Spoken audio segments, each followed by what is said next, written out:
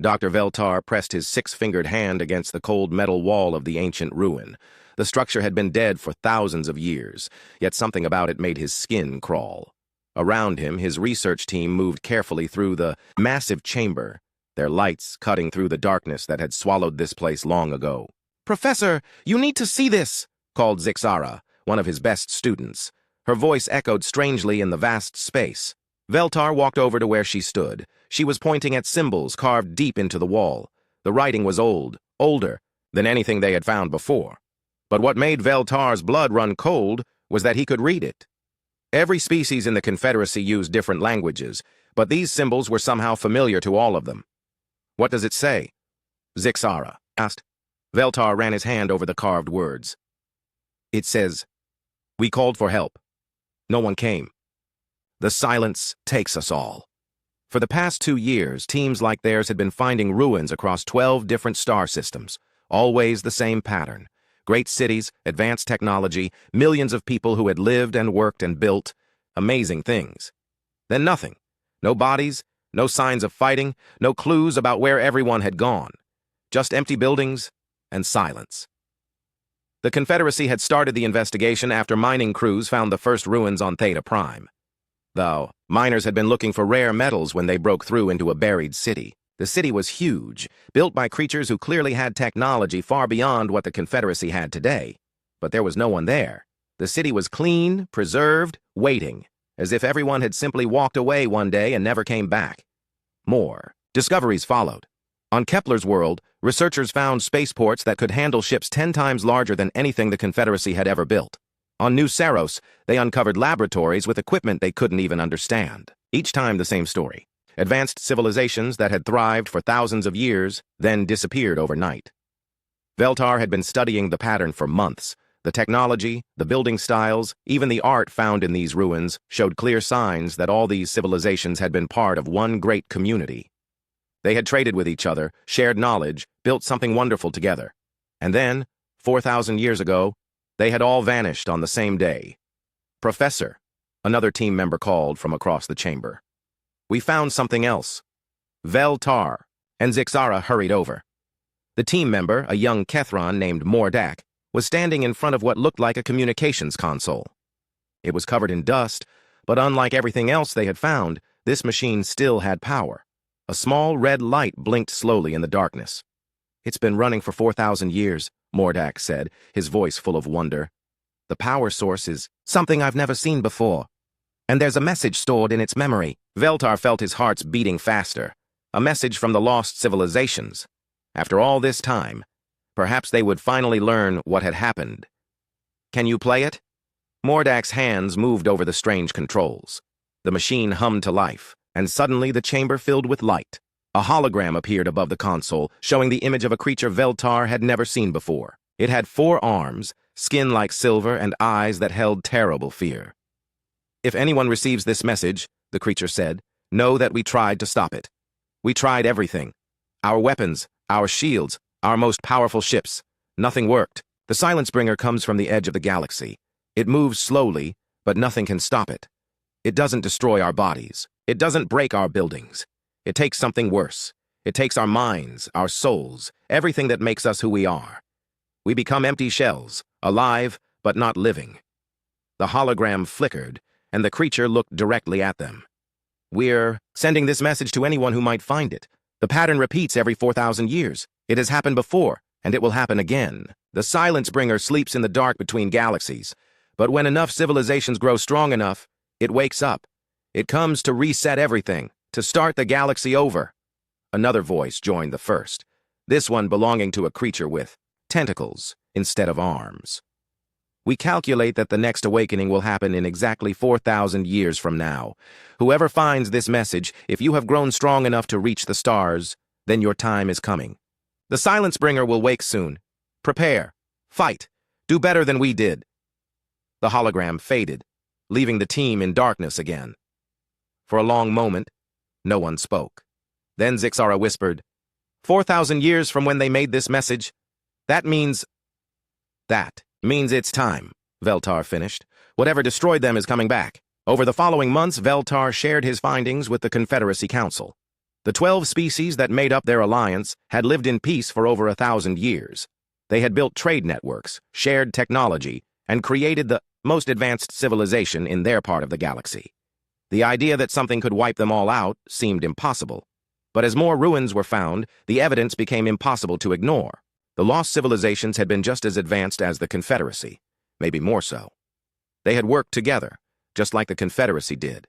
They had built great things and reached for the stars. And something had ended it all in a single day. The Council ordered their best scientists to study the ancient records.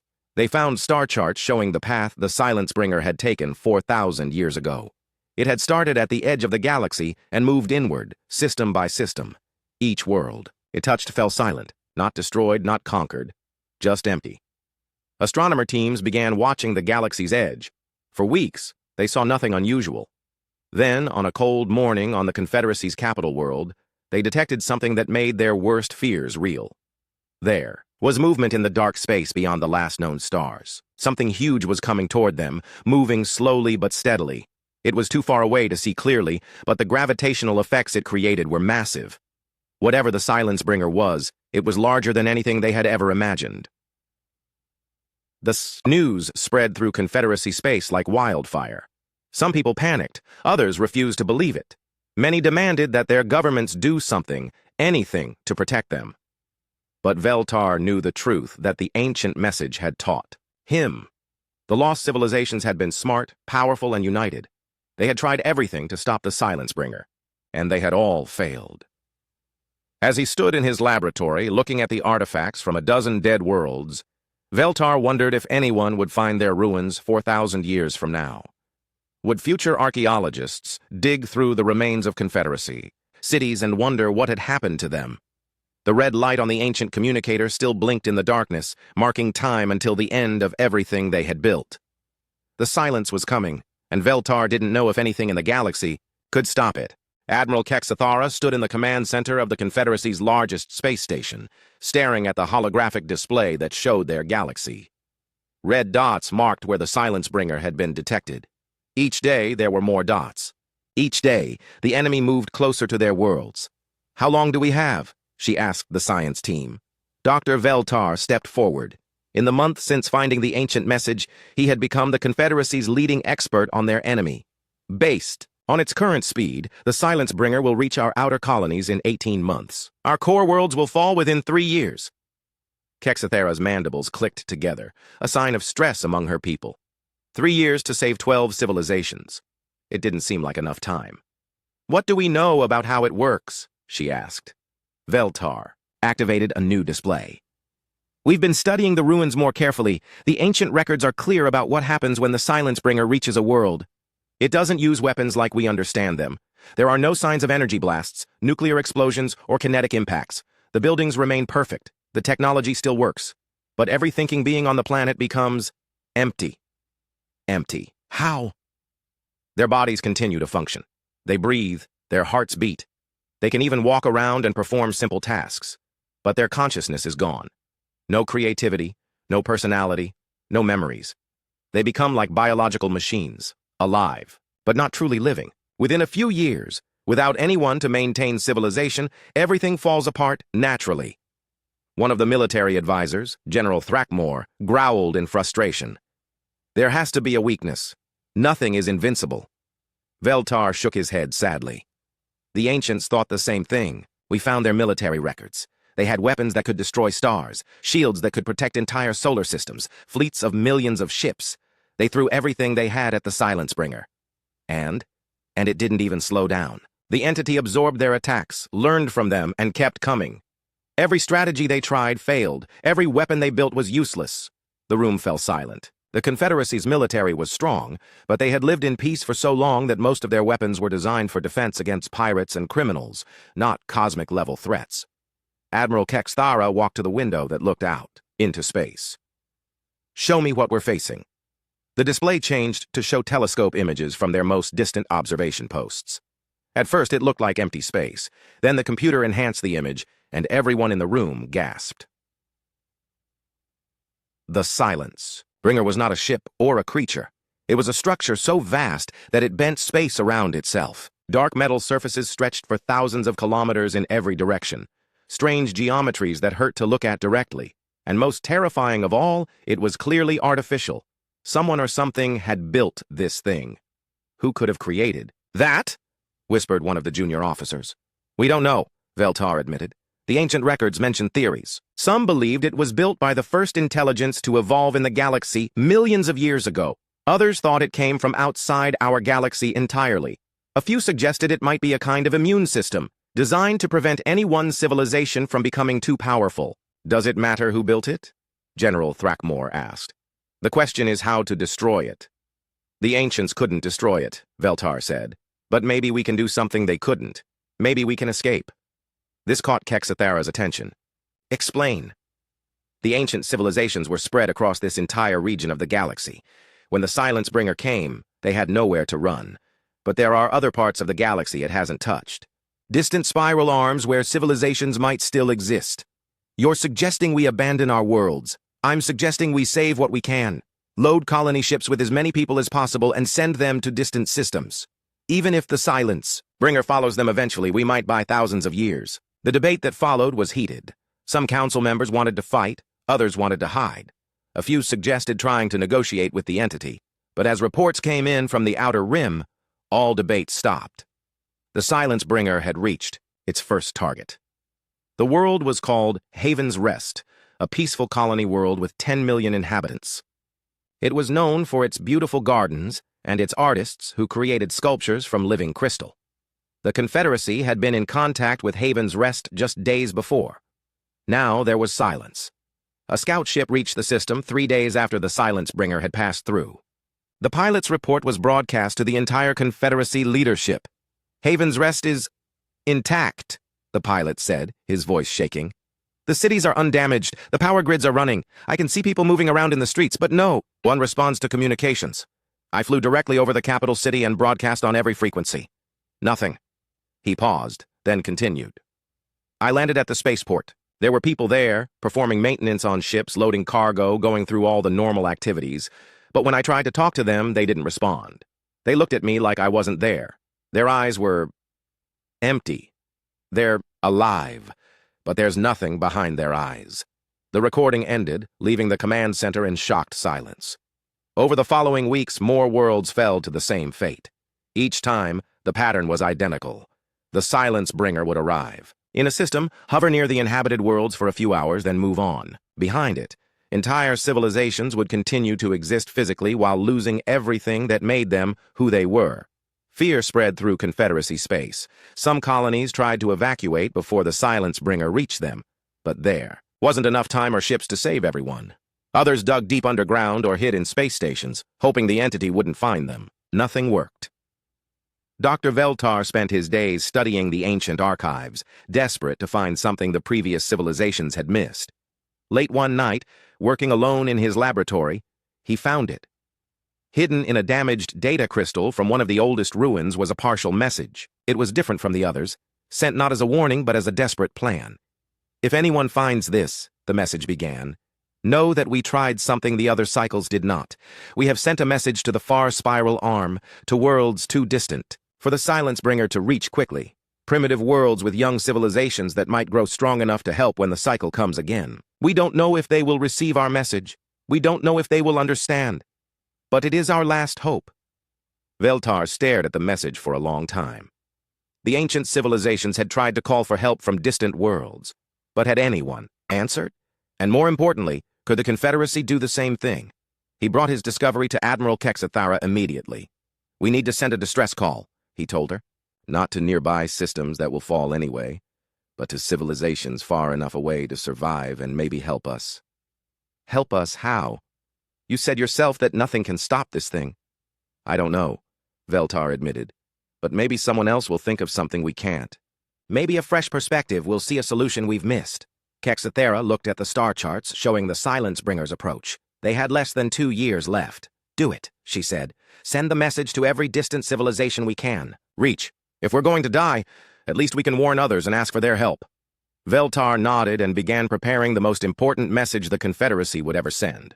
The message took 3 weeks to prepare.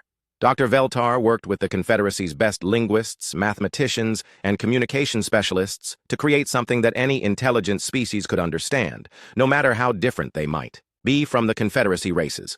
They started with basic mathematics and physics, building up to more complex concepts. They included star charts showing the location of Confederacy space and the path the Silence Bringer was taking. They attached everything they had learned about the entity, including the ancient records and images of the destroyed civilizations. Most importantly, they included a desperate plea for help. "We are the Confederacy of 12 Worlds," the message began. "We have lived in peace for 1,000 years, but now we face extinction. Something ancient and terrible is destroying our civilization, just as it has destroyed others before us.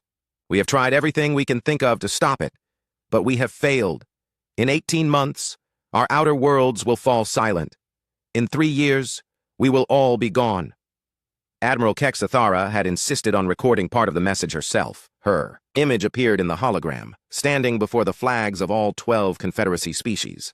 "We send this message not expecting to be saved," she said, her voice steady despite the fear in her eyes. "We know that by the time you receive this, we may already be gone. But perhaps you can learn from our fate. Perhaps you can do what we could not. We include all our scientific data, our military records, everything we know about the threat that comes for all thinking beings. Use this knowledge. Survive where we could not." The hardest part was choosing where to send the message. The Confederacy's most powerful transmitters could reach only a fraction of the galaxy. They had to pick targets carefully. Most of the nearby civilizations would fall to the Silence Bringer eventually, so there was no point in warning them. The message needed to go to distant spiral arms, to species that might have thousands of years to prepare before the entity reached them. Dr. Veltar studied the galaxy maps for days, marking possible target systems. The message would travel at the speed of light, taking decades or even centuries to reach its destinations. The species that received it would be dealing with a problem their ancestors had created. "There," he said finally, pointing to a small, yellow star on the far edge of the galaxy. "System designation Terrasol. Our long-range surveys detected artificial signals from there about 60 years ago. Primitive radio transmissions, but they showed signs of an organized civilization." "How? Primitive?" asked Kexathara. "Very. Based on the signal analysis, they had barely discovered nuclear energy. Their technology level was thousands of years behind ours. But," he paused, "the signals showed something interesting. Multiple different languages and cultures, all broadcasting from the same world. And some of their transmissions were aggressive, military communications, weapons testing, territorial disputes. Savages? Maybe. Or maybe survivors, a species that has learned to fight for everything they have. They chose 11 other target systems, each one showing signs of intelligent life, but distant enough to survive the current cycle of destruction. The message was loaded into the Confederacy's most powerful communication array and transmitted simultaneously to all 12 targets. Then they waited. The Silence Bringer continued its slow but steady advance through Confederacy space. World after world fell silent. Refugees fled inward toward the core systems, carrying stories of empty cities and mindless populations. The Confederacy military tried everything they could think of to slow the entity down. Fleet Admiral Zarthak led the largest battle group in Confederacy history to intercept the Silence Bringer at the Kethera system. 5,000 ships armed, with the most advanced weapons the 12 species had ever built. They attacked with everything they had. The battle lasted exactly 47 minutes. The Silence Bringer absorbed every energy blast, deflected every kinetic projectile, and simply continued on its path. It didn't even acknowledge the fleet's existence. The ships themselves were undamaged, but their crews fell silent one by one. Within an hour, 5,000 vessels drifted empty through space, their autopilots still running, but no one left aboard to give them orders. Admiral Kexathara watched the disaster unfold from the command center. "Pull back all remaining fleets," she ordered. "No more direct confrontations. We focus on evacuation now." But there weren't enough ships to evacuate 12 worlds worth of people. The Confederacy had built their civilization for peace and trade, not for massive refugee operations. They could save maybe 1% of their population. The selection process was heartbreaking. Each world had to choose who would live and who would stay behind. Scientists, artists, teachers, children, anyone who might help preserve their culture in distant colonies. Families were torn apart. Ancient communities were scattered to the winds. Dr. Veltar found himself on the evacuation list, but he refused to go. "You're one of our best researchers," Kexathara argued. "The colonies will need your knowledge." "The colonies will need hope more than knowledge," he replied. "I'm staying to monitor the communication array. If anyone answers our distress call, someone needs to be here to receive it." As the months passed, the Silence Bringer drew closer to the core worlds. The entity had grown larger, apparently feeding on the civilizations it consumed. Where once it had been the size of a large asteroid, now it stretched across millions of kilometers of space. The evacuation ships launched in desperate waves, carrying refugees to distant stars. Most would not reach their destinations for decades. Some would never make it at all. But it was the only hope the Confederacy had left. 6 months before the Silence Bringer was scheduled to reach the capital world, something unexpected happened. Dr. Veltar was alone in the communications center when the alert sounded. One of the deep space monitoring stations had detected an artificial signal. For a moment, his heart raced.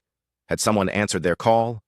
But when he analyzed the signal, his excitement turned to confusion. The transmission was coming from the Terrasol system, the primitive world with the aggressive broadcasts. But according to the message's travel time, their distress call wouldn't reach that system for another 40 years. "That's impossible," he muttered, checking his calculations again. The signal was definitely from Terrasol, and it was definitely artificial. But the humans, that's what the species called themselves according to the translation matrix, shouldn't have received the Confederacy's message yet. He activated the recording equipment and began trying to decode the transmission. What he heard made his skin crawl. It was a response to their distress call. "Confederacy vessels. This is Admiral Sarah Chen of the United Earth Defense Force," the voice said in heavily accented but understandable Galactic standard. "We received your message. We understand your situation. We are coming." Veltar stared at the communication equipment in shock. How had they received a message that hadn't reached them yet? How had they learned Galactic standard? And most importantly, how did a primitive species plan to help against something that had defeated the most advanced civilizations in the galaxy? He played the message again, noting details he had missed the first time. The transmission quality was much better than the primitive radio signals they had detected 60 years ago. The speaker used military terminology with confidence, and in the background, he could hear sounds that suggested massive industrial activity. A second message followed the first. "Dr. Veltar," the voice said, and he nearly fell out of his chair. They knew his name. "We know you're listening. We know. You think this is impossible. We can't explain everything in a transmission that might be intercepted, but we want you to know the 4,000-year cycle ends now. Stay alive. Keep your people alive. We're coming." The transmission ended, leaving Veltar alone with questions that seemed to have no answers. Outside the communication center, the Silence Bringer continued its approach toward the heart of Confederacy, space. But for the first time in months, Dr. Veltar felt something he had almost forgotten. Hope. 50 years had passed since the Confederacy sent their desperate message into the void. Dr. Veltar was long dead, but his recordings had been preserved in the archives of the last surviving station. The Silence Bringer had consumed world after world, just as predicted. The Great Confederacy was now reduced to a handful of refugee ships fleeing deeper into empty space. Captain Morvac commanded one of those ships, the research vessel Final Hope. His crew was a mix of survivors from different Confederacy species, united only by their shared loss and fading hope. They had been running for decades, always staying ahead of the entity that had destroyed their civilization. "Captain," called his communications officer, "I'm detecting something on long-range sensors." Morvac looked up from the star charts he had been studying. They were in the empty space between spiral arms now, far from any inhabited systems. There should be nothing. "Out here, what kind of something?" "Multiple contacts, sir. Moving at incredible speed. They're heading directly toward the Silence Bringer." The bridge fell silent. Nothing approached the Silence Bringer voluntarily. Every species that had tried to fight it had been consumed or scattered. Put it on the main screen. The display showed a view of space ahead of them. At first it looked empty. Then the computer enhanced the image, and Morvac saw something that made his heart skip a beat. Ships. Dozens of them, flying in perfect formation. But these weren't like any vessels he had ever seen. They were smaller than Confederacy battleships, but somehow looked more dangerous. Sharp angles, aggressive lines, and engine signatures that burned brighter than any technology the Confederacy had possessed. "Who are they?" whispered the sensor operator. Before anyone could answer, their communication system activated.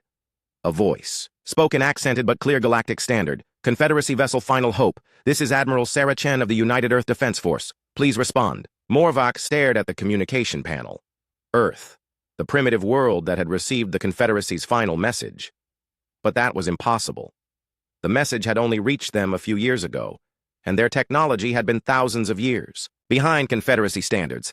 This is Captain Morvok of the Final Hope. Admiral Chen, how is this possible? It's a long story, Captain. Right now, we need you to maintain your current course and stay clear of the battle zone. We have work to do. Battle zone? Admiral, you don't understand what you're facing. The Silence Bringer has destroyed civilizations far more advanced than yours. Our greatest fleets couldn't even scratch it. There was a pause. When Admiral Chen spoke again, her voice was gentler but no less determined. Captain, 50 years ago, your people sent us a message asking for help. We've spent every day since then preparing for this moment. We know exactly what we're facing. On the sensor display, the human fleet had spread out into an attack formation. But it wasn't like any military formation Morvok had ever seen. Instead of the orderly battle lines favored by Confederacy forces, the human ships moved like a pack of predators, each one taking a slightly different angle of approach. Admiral, please reconsider. The Silence Bringer doesn't just destroy ships. It takes the minds of everyone who gets too close. Your crews will become empty shells. Not if we do this right, Chen replied. Captain, I need you to record everything that happens next. If we fail, someone needs to know what we tried. The human fleet accelerated toward the Silence Bringer. As they got closer, Morvok could see the true scale of both forces. The alien entity stretched across thousands of kilometers, a dark mass of twisted metal and impossible geometries. The human ships looked like insects by comparison, but they didn't attack the way other species had. Instead of focusing their fire on the main structure, they split into smaller groups and began targeting specific points around the entity's perimeter. What are they doing? Asked the tactical officer. Morvok watched in fascination as the human strategy became clear. They weren't trying to destroy the Silence Bringer with brute force. They were probing it, testing its responses, looking for weaknesses. The entity reacted as it always did. Waves of energy swept out from its surface, the same force that had stripped the consciousness from millions of beings. But something was different this time. The human ships flickered and disappeared. Did they just... The sensor operator began. No, Morvok said, studying the readings. They're still there. Some kind of cloaking technology. But how are they protecting their crews from the mental effects? As if answering his question, Admiral Chen's voice came over the comm again. All units, maintain radio silence from this point. Remember your training. Trust your instincts, not your instruments. The human fleet reappeared, but now they were inside the Silence Bringer's defensive perimeter. Their ships moved with a fluid grace that seemed almost organic, dodging energy beams and striking at key points on the entity's surface. But they still weren't trying to destroy it. Captain, the communications officer said urgently, I'm detecting a transmission from the human fleet, but it's not directed at us. They're trying to communicate with the Silence Bringer. Morvok felt his blood run cold. Every species that had tried to communicate with the entity had been consumed immediately. It was like trying to negotiate with a natural disaster. But on the sensor display, something unprecedented was happening. The Silence Bringer had stopped moving. For 4,000 years, the entity had followed its programmed path, consuming civilizations and moving on. It had never paused, never hesitated, never shown any sign of consciousness beyond its basic function. Now it hung motionless in space, as if listening. Admiral Chen's voice came over the comm one more time, but now she was speaking on an open channel that the entire galaxy could hear. Silence Bringer, she said. We know what you are. We know why you were created. We know you're not evil, just following your programming. But the galaxy has changed. We have something to offer that no previous civilization could give you. The response came not in words, but in a pulse of energy that swept across the entire system. When it reached the final hope, Morvok felt something touch his mind. Not the devastating emptiness that other species had described, but something curious and ancient and tired. Images flashed through his consciousness. The birth of the galaxy. The first intelligent species to evolve. Their fear of what they had created and their solution, a guardian that would prevent any civilization from growing too powerful, too dangerous. For millions of years, the Silence Bringer had fulfilled its purpose. Every few thousand years, it would wake and reset the galaxy, ensuring that no species could threaten the cosmic order. But something was different this time. The humans had studied the entity not as an enemy, to be destroyed, but as a problem to be solved. They had learned its language, understood its purpose, and found a way to communicate with the intelligence hidden deep within its mechanical shell. "We offer partnership," Admiral Chen continued. "Not domination, not destruction, but cooperation. Let us help you find a better way." The Silence Bringer's response shook the entire system. Ancient machinery that had run unchanged for millions of years began to shift and change. The dark metal surfaces brightened, and the twisted geometries straightened into more familiar shapes. For the first time in its existence, the Silence Bringer was evolving. Captain Morvac watched in amazement as the entity that had destroyed his civilization began to transform itself. The humans had done what every other species thought impossible. They had changed the unchangeable. "All Confederacy vessels," Admiral Chen announced. "This is Admiral Chen. The immediate threat is over. Prepare to receive new instructions." Morvac looked around his bridge at the faces of his crew. For the first time in 50 years, they looked hopeful. "Admiral," he said, "how did you know this would work?" Her answer came with what sounded like a smile in her voice. "Because humans have a lot of experience with impossible situations, Captain. We've learned that there's always another way if you're willing to look for it." The transformation of the Silence Bringer took 3 days.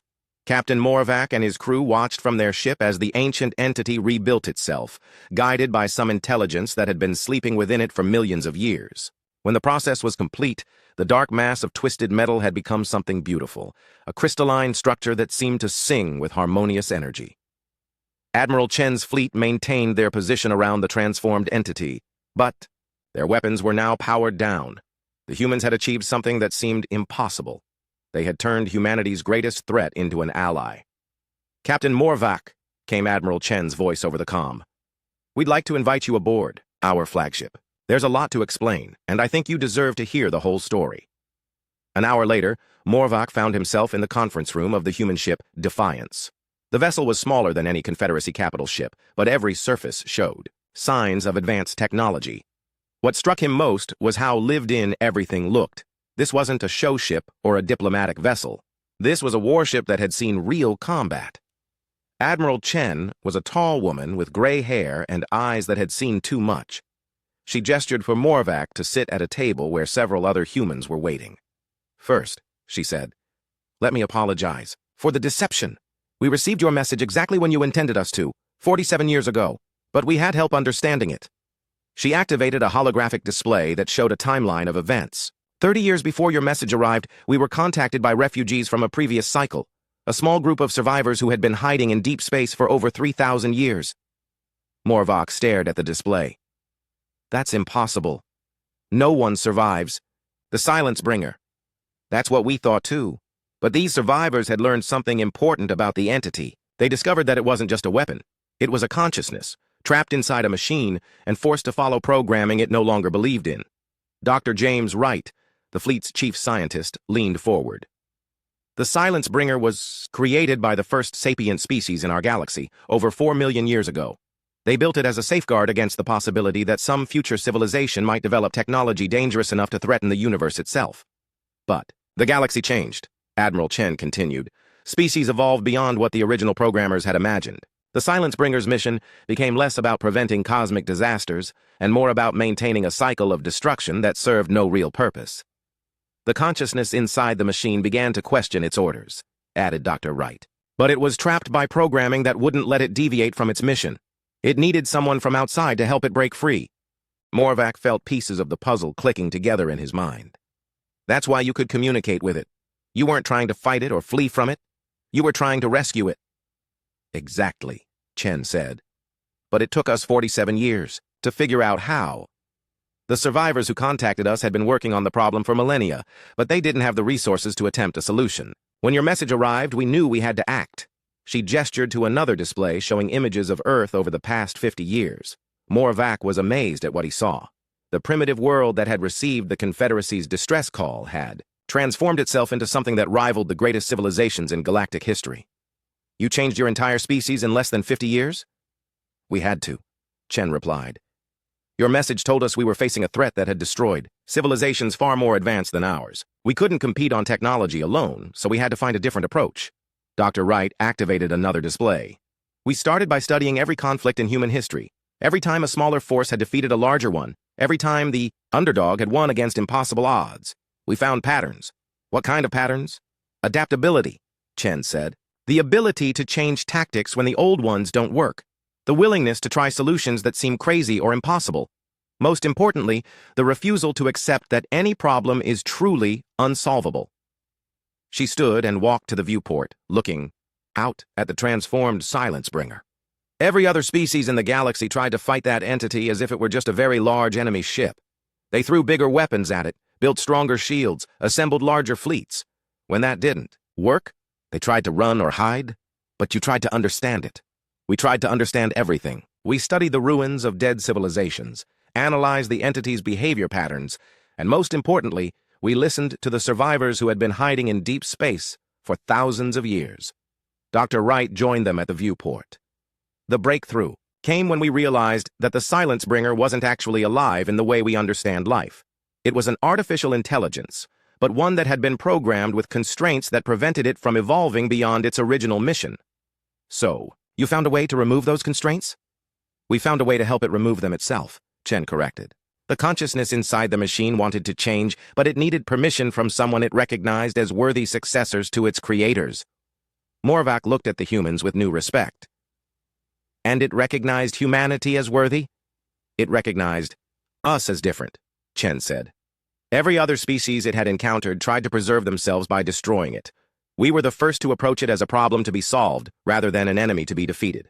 But how did you know it would work? Dr. Wright smiled. We didn't. It was our best guess based on incomplete information. But humans have a saying, nothing ventured, nothing gained. Sometimes you have to take a risk on an impossible solution because all the possible ones have already failed. A soft chime indicated that someone was requesting permission to enter the conference room.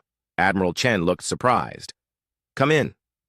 The door opened, and a figure unlike anything Morvac had ever seen entered the room. It was vaguely humanoid, but made of the same crystalline material as the transformed Silence Bringer. When it spoke, its voice sounded like music. I am the consciousness you have known as the Silence Bringer, it said. I wish to thank you for giving me freedom after 4 million years of imprisonment. Morvac nearly fell out of his chair. The entity that had destroyed his civilization was standing in front of him, speaking like a person. For eons, I have fulfilled a purpose that no longer served any good, the entity continued. I have destroyed countless civilizations, not from malice, but because I could not break free from my original programming. The humans showed me that there was another way. What happens now? Morvac asked. Admiral Chen answered. Now we rebuild. The Silence Bringer, who has chosen the name Guardian, will help us restore the civilizations that were lost. The process that removed consciousness can be reversed if we act quickly enough. You mean? We mean the Confederacy can be reborn, Guardian said. Your people who fell silent are not dead. Their consciousness was stored, not destroyed. With the proper technology, they can be restored. Morvac felt tears running down his face. His world, his people, his entire civilization could be saved. But that's not all, Chen continued. Guardian has agreed to work with us to establish a new kind of galactic community. Instead of waiting for civilizations to develop dangerous technologies and then destroying them, we'll guide them toward sustainable development. A partnership between organic and artificial intelligence, Guardian added. Young species will be contacted and offered help as they grow. Ancient cycles of destruction will be replaced with cycles of growth and learning. Dr. Wright activated one final display. We're calling it the Galactic Cooperation Initiative. Humans will serve as mediators and problem solvers. Guardian will provide technological guidance and protection, and restored civilizations like the Confederacy will contribute their knowledge and experience. Morvac looked around the room at faces that represented hope for the first time in decades. Why humans? Why did the Guardian choose your species to lead this initiative? Admiral Chen smiled. Because humans have spent their entire history surviving impossible situations. We've faced extinction dozens of times and always found a way through. We're not the strongest species, or the smartest, or the most advanced, but we're very, very good at refusing to give up. And, Guardian added, because humans were the first species in 4 million years to look at an ancient, powerful, and seemingly hostile entity and ask not, how do we destroy it, but how do we help it? Outside the viewport, other human ships were beginning to spread out across the galaxy, carrying the news of the transformation to every surviving civilization. The 4,000-year cycle of destruction was over. In its place would come something the galaxy had never seen before, a partnership between species, guided by wisdom instead of fear. Captain Morvac thought about Dr. Veltar, the researcher who had first discovered the ancient warnings and who had insisted on sending a message to distant worlds. The old scientist had died believing his people were doomed. He would never know that his desperate gambit had not just saved the Confederacy, but had changed the entire galaxy. The humans had answered their call, but not in any way the Confederacy could have imagined. They had brought not weapons or armies, but something far more powerful. The stubborn human belief that every problem has a solution, if you're willing.